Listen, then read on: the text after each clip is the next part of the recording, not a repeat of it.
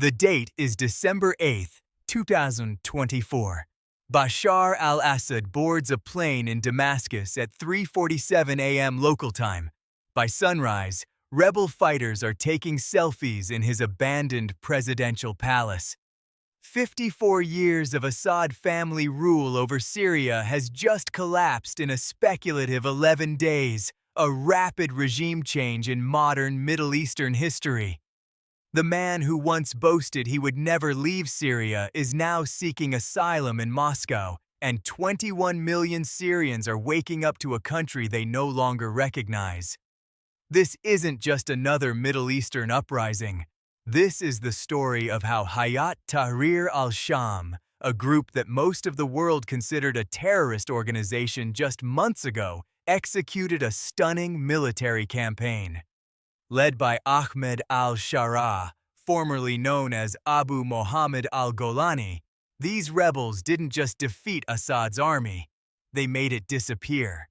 Syrian soldiers abandoned their posts so quickly that entire military bases were found with meals still warm on the table. The Syrian Arab army, once numbering significantly more than its current strength, simply evaporated. But here's what makes this collapse truly unprecedented. Assad had survived 13 years of civil war, outlasted 4 American presidents, and weathered international sanctions that crippled his economy. He had Russian air support, Iranian Revolutionary Guard advisors, and Hezbollah fighters defending his regime. Yet in a speculative 11 days, it was over. The offensive began on November 27, 2024, in Aleppo province. While the world was distracted by Black Friday sales and Thanksgiving leftovers, al-Shara's forces launched what they called Operation Deterrence of Aggression. Within 72 hours, they had captured Aleppo City. Syria's former commercial capital and a prize Assad had spent 4 years and thousands of lives to reclaim in 2016. The speed was impossible to comprehend. Syrian government forces that had held their positions for 8 years simply melted away. Colonel Hassan Mahmoud, a Syrian army defector speaking from Gaziantep, Turkey, told Al Jazeera on December 2nd, "The soldiers received no orders, no reinforcements, no ammunition. Command structure collapsed before the rebels even arrived." But Aleppo was just the beginning. On December 1st, rebel forces captured Hama after a single day of fighting. This wasn't supposed to happen. Hama holds special significance in Assad family history. It's where Hafez al-Assad, Bashar's father, massacred between 10,000 and 40,000 civilians in 1982 to crush a Muslim Brotherhood uprising. The city was supposed to be a fortress of regime loyalty. Instead, government forces fled so quickly they left behind T-72 tanks with engines still running. Dr. Aaron Lund, a Syria analyst at Century International, wrote on December 3rd, "This isn't military defeat. This is systemic collapse. The Syrian state is disintegrating in real time." December 5th brought the fall of Homs, Syria's third-largest city. Now the rebels controlled the highway between Damascus and the coast, effectively cutting off Assad's Alawite heartland. But even more shocking was what happened in the south. Daraya province, where the Syrian revolution began in 2011 with teenage graffiti artists, rose up again. Local fighters who had accepted Assad's rule just 6 years earlier suddenly turned their guns on government forces. The regime was being squeezed from 3 directions, and every day brought news of another city falling without a fight. The moment everything truly changed came on December 7th at 2:15 p.m. Damascus time. That's when Syria's state television went off the air. For 54 years, Syrian broadcasting had been the voice of Assad family power. It had announced Hafez al-Assad's death in 2000, proclaimed Bashar's succession, and broadcast his speeches throughout the civil war. Now it was silent. Employees at the Damascus headquarters later told Reuters they had received orders to evacuate immediately. The regime's propaganda machine, its last tool of control, had simply switched itself off. What makes this collapse so extraordinary is how completely Assad's allies abandoned him. Russia, which had saved his regime with airstrikes in 2015, was too busy fighting Ukraine to spare significant resources. Vladimir Putin, who once called Assad a personal friend, didn't even take his final phone call. Iranian forces, stretched thin by Israel's campaign against Hezbollah in Lebanon, began evacuating their advisors on December 6th.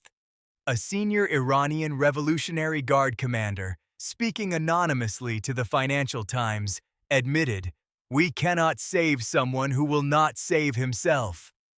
Even Hezbollah, Assad's most reliable ally, was too weakened by months of Israeli bombardment to send meaningful reinforcements. The human cost of this rapid transition is staggering, but perhaps not in the way you'd expect. Unlike previous regime changes in Iraq or Libya, Syria's collapse has been remarkably bloodless. Civilian casualties during the speculative 11-day offensive numbered in the hundreds, not thousands. This wasn't because the rebels were particularly merciful, it was because there was almost no one left to fight. The Syrian army that once numbered significantly more than its current strength had been hollowed out by years of corruption, desertion, and economic collapse. Soldiers hadn't been paid in months.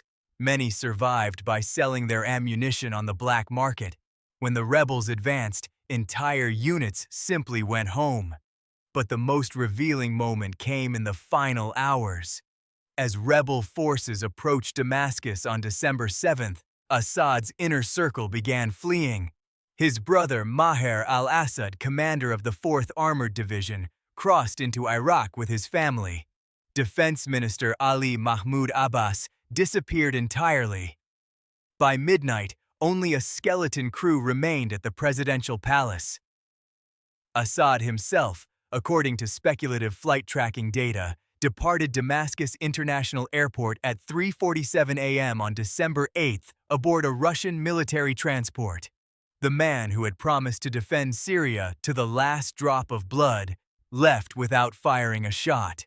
The speed of this collapse reveals something profound about authoritarian power in the modern era. Assad's regime wasn't defeated by superior firepower or foreign intervention. It was undone by its own brittleness. 54 years of Assad rule had created a system so dependent on fear and patronage that when external support evaporated, there was nothing left. The Syrian state, which once controlled every aspect of citizens' lives, proved to be nothing more than an elaborate illusion. Dr. Stephen Heidemann of the Brookings Institution observed on December 9th, "This is what happens when legitimacy is based entirely on coercion. Remove the coercion, and the entire structure collapses instantly." Today, as Syrians celebrate in the streets of Damascus for the first time in decades, the question isn't how Assad fell so quickly, it's how he survived so long. The answer lies in the brutal arithmetic of authoritarian rule. As long as the cost of resistance exceeded the cost of submission, the system held. But when Russian bombs stopped falling and Iranian money stopped flowing, that equation flipped overnight. 21 million Syrians suddenly realized their oppressor was powerless, and 54 years of Assad family rule became history in just 11 days. The Assad dynasty is speculated to be over, but Syria's story is just beginning. Who will govern this fractured nation? Can former enemies coexist? The next chapter starts now.